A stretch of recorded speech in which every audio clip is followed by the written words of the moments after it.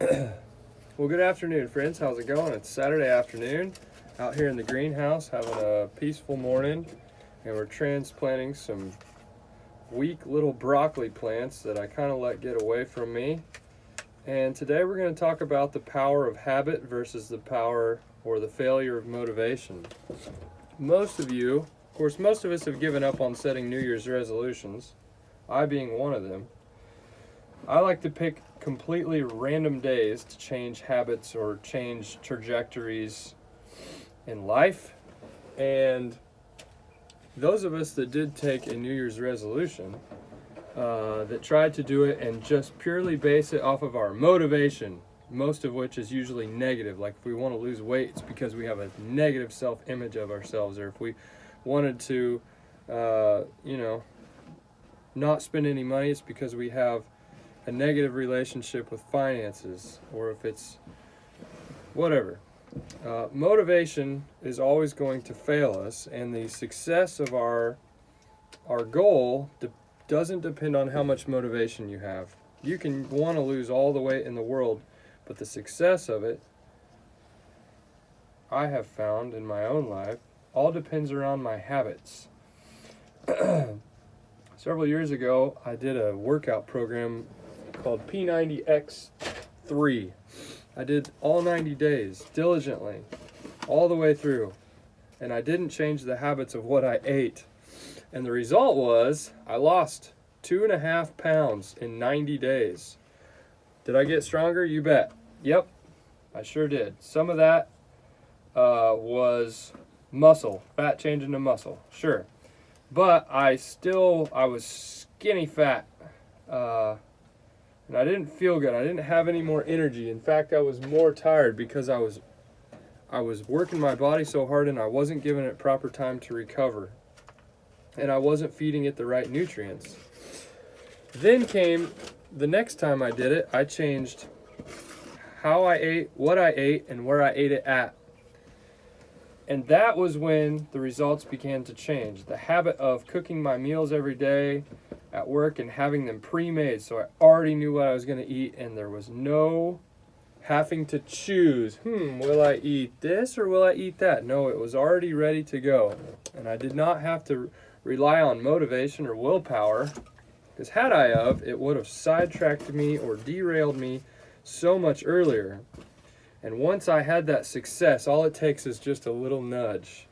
Boy, that got the ball rolling. And after a while, I started to notice that the food thing was a much bigger deal. And that has landed me to where I am today, of if I wanted to make an impact in the world, understanding food with the observation and knowledge of a farmer, an educator, and a doctor. I wanted to know how food provided as medicine to people. I wanted to know what made food have an extremely high quality, so I wanted to know the how to grow it part. And I also wanted to know how to teach other people to do it. So incorporating all three walks of life into one, and studying and picking and choosing from the best of the best in all three professions was a major goal of mine. And in doing so, I had to be able to walk the walk. I wanted to be able to have health for me and my family, because, as I've told you before in different videos, our health has been compromised greatly on both sides of my family. And if we're going to live on this planet, my biggest desire is that the whole time we're here, it be of quality, and us be able to do things we want to do, because it's no fun to work your whole life, gain all your money in retirement, and then you have compromised your health in the process, and figuring out how to make health easy, because right now what's easy is being unhealthy. If you haven't noticed, convenience food is the least healthy thing out there. We have to change the trajectory of our relationship with health.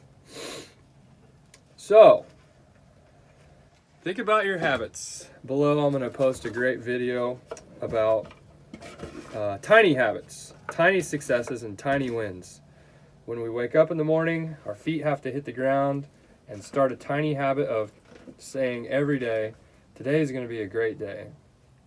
And not every day do I do that. And the days that I don't do that, I usually set myself up for rigidity and failure and not meeting my own expectations, and therefore I have a pissy mood. Morning habits. Most of us drink coffee. Most of us try to read our Bibles. Most of us try to exercise.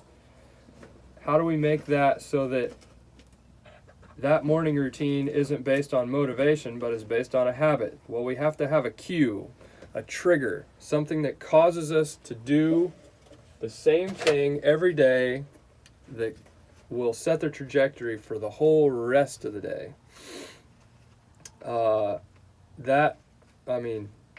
Taking the time to sit down, think about it, and write those habits out is probably one of the most important things I've ever done, and I'm still in the process of continuing to do it. Designing the habits I want for my children has also become a huge part of my life. How they eat, how do they talk to each other, how do they play, what kind of energy do they have at the beginning, middle, and end of the day? Can they focus? Can they listen? Those are all reflections of habits. It has nothing to do with you as, your genetics or your parents. It's basically all the habits you have set in your house. If your child doesn't eat good, it's because of the habits you have put before them. If your child doesn't speak well, it may be because of the habits of the language we choose to use in front of our kids. All types of different things are to be considered. Anyway, listen to the interview. I've learned a large amount. I'm going to give it a second listen, in fact, because it has just continued to help motivate me to make small changes and have small wins and the power of habit over motivation.